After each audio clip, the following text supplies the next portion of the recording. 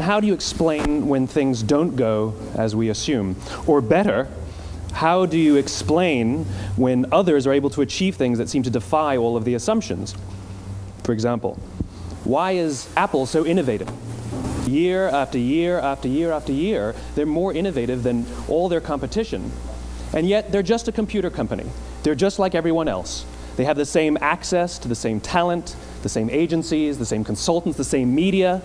Then why is it that they seem to have something different?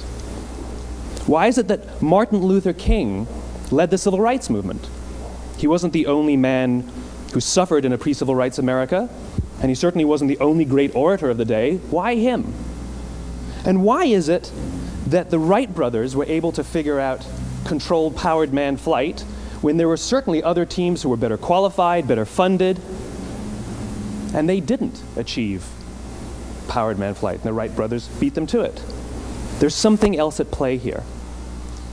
About 3.5 years ago, I made a discovery. And this discovery profoundly changed my view on how I thought the world worked, and it even profoundly changed the way in which I operate in it. As it turns out, there's a pattern. As it turns out, all the great and inspiring leaders and organizations in the world, whether it's Apple or Martin Luther King or the Wright brothers, they all think, act, and communicate the exact same way, and it's the complete opposite to everyone else. All I did was codify it. And it's probably the world's simplest idea. I call it the golden circle.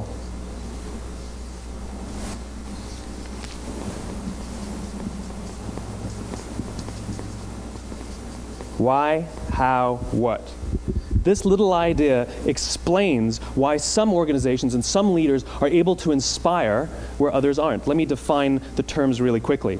Every single person, every single organization on the planet knows what they do, 100%. Some know how they do it, whether you call it your differentiating value proposition or your proprietary process or your USP. But very, very few people or organizations know why they do what they do. And by why, I don't mean to make a profit. That's a result. It's always a result. By why, I mean what's your purpose? What's your cause? What's your belief? Why does your organization exist? Why do you get out of bed in the morning? And why should anyone care? Well, as a result, the way we think, the way we act, the way we communicate is from the outside in. It's obvious. We go from the clearest thing to the fuzziest thing. But the inspired leaders and the inspired organizations, regardless of their size, regardless of their industry, all think, act, and communicate from the inside out.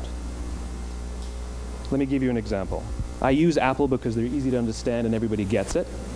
If Apple were like everyone else, a marketing message from them might sound like this. We make great computers. They're beautifully designed, simple to use, and user-friendly. Want to buy one? Meh.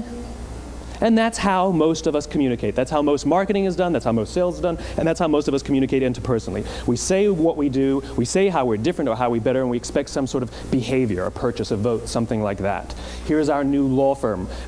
We have the best lawyers with the biggest clients. We have, we always perform for our clients, do business with us. Here's our new car. It gets great gas mileage. It has, leather seats. Buy our car. But it's uninspiring. Here's how Apple actually communicates. Everything we do, we believe in challenging the status quo. We believe in thinking differently. The way we challenge the status quo is by making our products beautifully designed, simple to use, and user-friendly. We just happen to make great computers. Want to buy one? Totally different, right? You ready to buy a computer from me? All I did was reverse the order of the information. What it proves to us is that people don't buy what you do, people buy why you do it. People don't buy what you do, they buy why you do it. This explains why every single person in this room is perfectly comfortable buying a computer from Apple.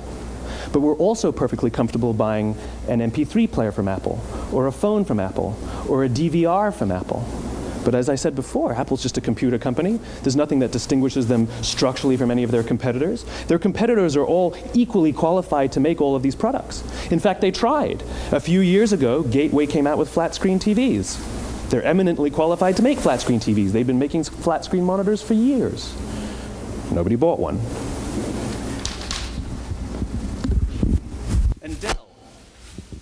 Dell came out with MP3 players and PDAs. And they make great quality products, and they can make perfectly well-designed products, and nobody bought one. In fact, talking about it now, we can't even imagine buying an MP3 player from Dell. Why would you buy an MP3 player from a computer company? But we do it every day. People don't buy what you do, they buy why you do it. The goal is not to do business with everybody who needs what you have. The goal is to do business with people who believe what you believe.